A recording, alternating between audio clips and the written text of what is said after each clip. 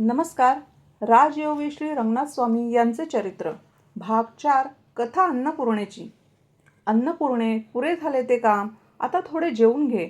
दुपार टळून जाऊ लागली. सहजानंद स्वामींनी अत्यंत प्रेमाने आणि वात्सल्याने अन्नपूर्णेला विनवले.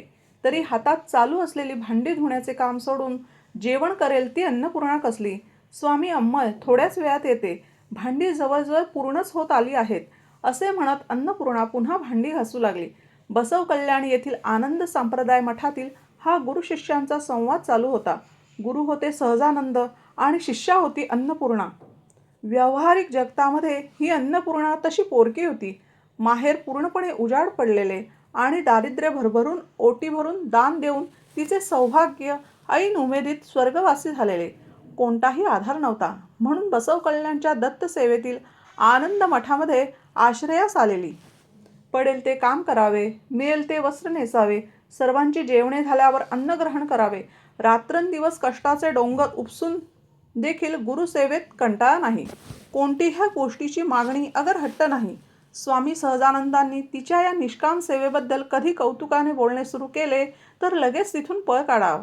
स्वतःची स्तुती स्वतःच्या कानांनी ऐकणे म्हणजे तिला मरणप्राय वेदना होत. कायम स्वामीचरणी लीन होऊन राहत. तिच्या बालपणापासूनच संस्कृत भाषा आणि त्यातील लालित्यपूर्ण काव्यरचनेची मनापासून आवड होती. महाभारत, वाल्मिकी रामायण, अष्टादश पुराणे यातील बरेच भाग तिला मुखोद्गत होते.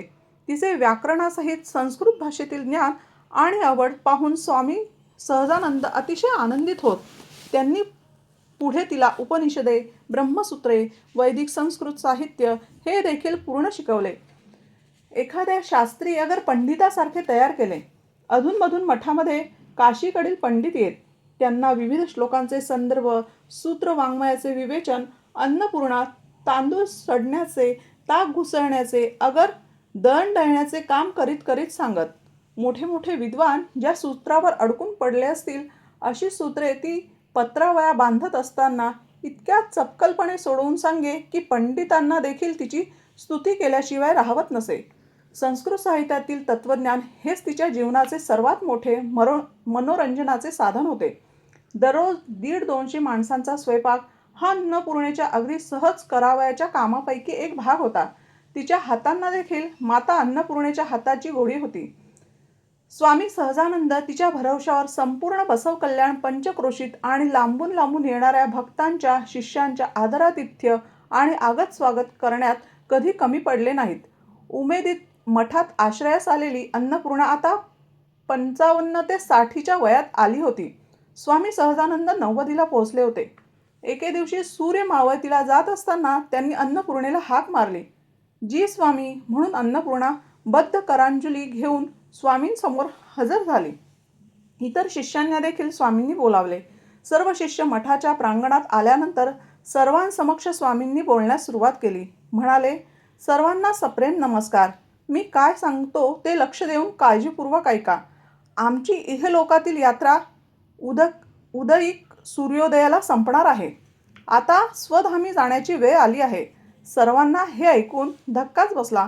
सहजानंदांची तब्येत अतिशय चांगली होती. वार्धक्यात 90ला पोहोचले तरी शारीरिक क्षमता उत्कृष्ट स्थितीत होती.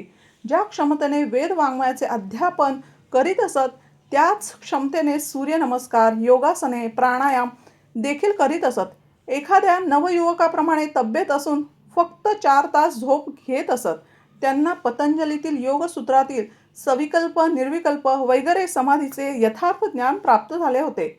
निर्विचारे वैशारद्ये ह्या सूत्राप्रमाणे निर्विचार अवस्था देखील प्राप्त होत असे. तसेच त्यांनी कोणतेही पूर्वजन्म रहस्य जाणण्याची योगसूत्रे देखील सिद्ध झालेली होती. उद्या सूर्योदयाला इहलोक सोडणार असे त्यांनी सांगताच सर्व शिष्यवृंद अवाक झाला. अन्नपूर्णे तर अवसानहत गलितगात्रच झाली होती. एका क्षणात तिला स्वतःच्या देहाचे भान सुद्धा नाहीसे झाल्यासारखे वाटले. तेवढ्यात स्वामी म्हणाले, अन्नपूर्णे, इकडे ये, सर्वांसमोर उभी राहा. गुरु आज्ञेप्रमाणे अन्नपूर्णा पुढे आली. गुरूंनी सर्व शिष्यवृंदाला सांगितले, माझ्या गादीवर उद्यापासून नव्हे तर आजपासूनच, आत्तापासूनच हीच आपल्या संप्रदायाची उत्तराधिकारी म्हणून नियुक्त होत आहेत. हा देखील धक्का शिष्यांना अवाक करणाराच होता. अन्नपूर्णेला तर काय चालले आहे हे विचार आणि कल्पनेतही येणार नाही इतके विचित्र वाटत होते. त्यातून तिने साश्रुपूर्ण नयनाने स्वामींना विचारले, स्वामी, हे कसे शक्य आहे? मी एक विधवा स्त्री आहे. एवढ्या मोठ्या पदावर कशी बसू शकते? स्त्री आणि वैधव्य या दोन्ही गोष्टी आपल्या धर्मशास्त्रात गुरुपदाकरता सर्वार्थाने वर्ज्य आहेत.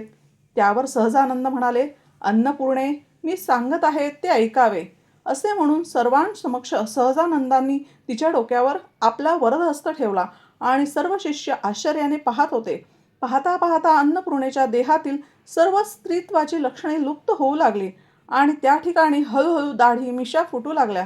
स्त्री सुलभ कोमल कांतीचे रूपांतर पिळदार अशा पुरुषाच्या देहात झाले. नखशिकांत अंतर्बाह्य स्त्रीचे रूपांतर पुरुषात झाले होते. मंद स्मित करीत स्वामी सहजानंद म्हणाले, या स्वामी, त्वरेने जाऊन स्त्रीचे कपडे बदलून स्नान करून कौपिनी आणि छाटी परिधान करा. मुहूर्त टळून चालला आहे. तुम्ही गादीवर आरूढ व्हायचे आहे. जी स्वामी म्हणून पुरुषात रूपांतर झालेली स्वामी त्वरेने स्नान करून कौपिनी परिधान करून पायात खडावा आणि काखेत एक झोळी घेऊन सहजानंदांच्या पुढे आले. त्यांना येताना पाहून सहजानंदां अत्यंत कृतार्थपणे ऊर भरून आलेल्या भारावस्थेत, या स्वामी पूर्णानंद, आपण ही आनंद संप्रदायाची गादी विभूषित करा म्हणून त्यांचे स्वागत केले.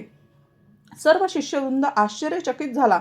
एका क्षणात अन्नपूर्णेला विसरून अनंत विद्या विभूषित भक्त काम कल्पद्रुम श्री सहजानंद पूर्णानंद महाराज की जय म्हणून जय जयकार करू लागला. आनंद संप्रदायाला अशा पद्धतीने एक अद्भुत सद्गुरू प्राप्त झाला. हेच पूर्णानंद माझ्या पिताश्रींचे सद्गुरू होते.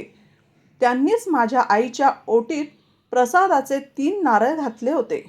अवधूत चिंतन श्री गुरुदेव दत्त निजानंद रंगनाथ स्वामी महाराज की जय.